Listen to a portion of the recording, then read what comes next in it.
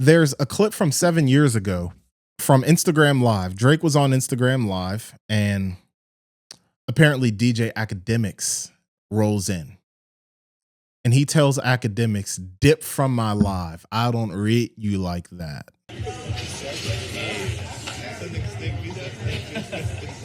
Yo, Akademiks, dip from my live, man. Real talk, man. I don't rate you like that, bro. You need to dip from my live, man. Real talk. Now, rate means respect. I don't respect you like that. I had to learn that from Drake saying, "I don't rate you like that." That was like a telltale sign that, he didn't rock with Akademiks, right? He said, "I don't rate you like that. I don't respect you like that." But now over time, he started having like more communication with Drake. Why? Because Akademiks became a force to be reckoned with. He made his own lane. He started having his own relationships with the music labels. He talks about how he has, like, I think it's with Atlantic, like an open budget to sign an artist, because Akademiks is, he's a prominent media personality in the hip hop space. He is. So you being a prominent media personality means that the music labels, the companies, the agents, the managers are going to reach out to you for publicity if you're on an album tour run, if you're anything like that. The same way that artists would go on the Breakfast Club or Hot 97. You're going to go as an artist to a place where people are going to listen to you.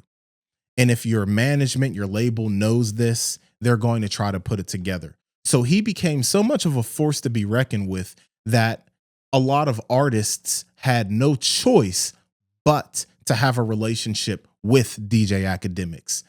Example, Meek Mill. Meek Mill and DJ Akademiks have been beefing for a very long time, off and on. They're beefing again, but there was a certain point where the beef was squashed, where they came to a mutual agreement. We can be working together rather than being against each other. We can benefit from each other. And quite frankly, Meek Mill could probably benefit more from Akademiks at this point in time than Akademiks can benefit from Meek. You see people like Vic Mensa, who had opinions about DJ Akademiks, very valid opinions.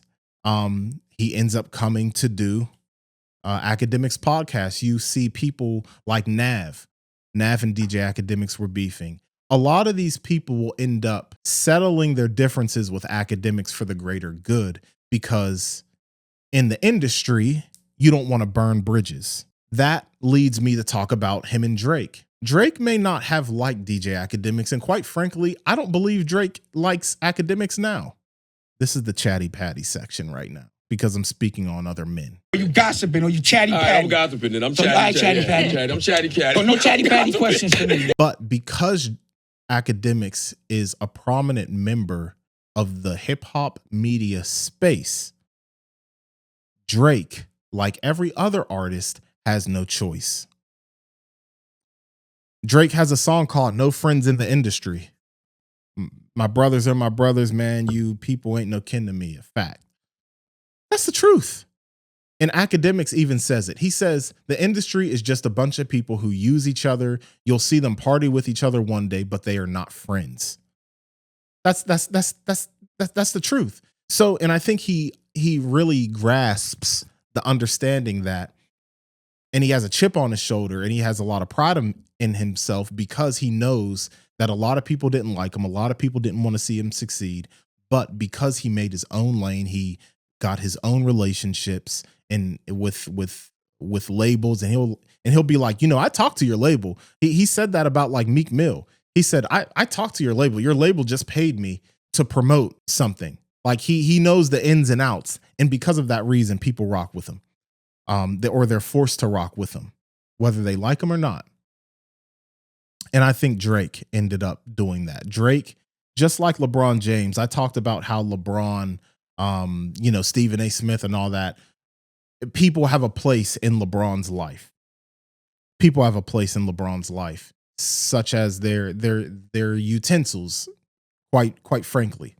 And I think that's the same thing with Drake. I've been saying it on the State of the Unions. He will do a song with Block Boy JB and never be seen with him again.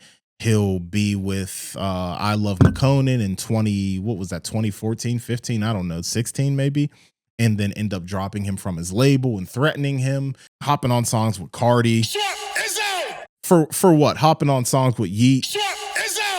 You know what I'm saying? Like, doing collab projects with Savage.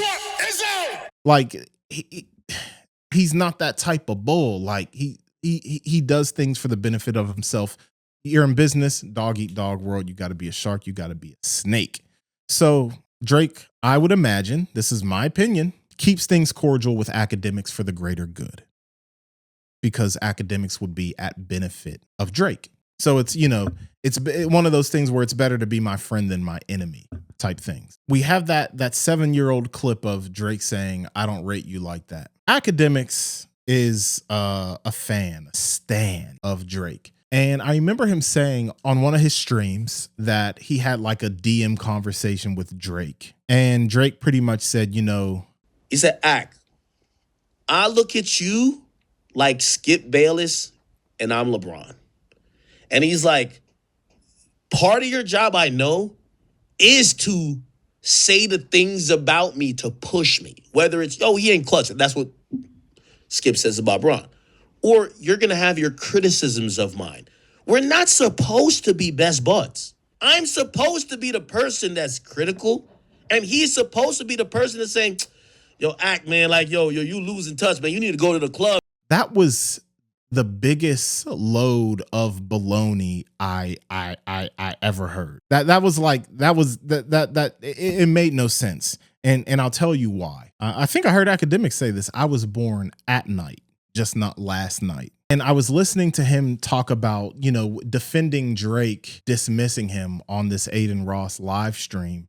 He said, we have this, LeBron James and Skip Bayless relationship where, I can criticize or talk about and push them to go hard. None of that makes sense. None of that makes sense. Not one bit. Because Skip Bayless, more times than not, is known for hating on LeBron James, not pushing him to go harder. You need to come home, bro, and stop being delusional. Stop being delusional. Because that's not that analogy, the simile, whatever you want to call it, does not make sense. Skip Bayless is a LeBron James hater. LeBron James apparently does not like Skip Bayless. So in what way are you and Drake like Skip Bayless and LeBron James in the aspect that you push him to go harder? How much sense does that make? You tell me. I saw somebody in the comments say Skip Bayless would be more like Joe Budden.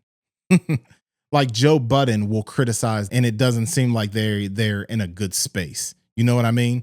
That would be more like the Skip Bayless and LeBron James thing. You're more like, you ready for this? Akademiks is more like Skip Bayless. Ready? And Drake is more like Michael Jordan in this aspect. Why do I say that? Because as much as Skip Bayless will diss LeBron James and say he's the phony GOAT and that he is the flop king, fake GOAT, tattooed chosen one on his back, the chosen one became the frozen one, not clutch, all these criticisms of LeBron James.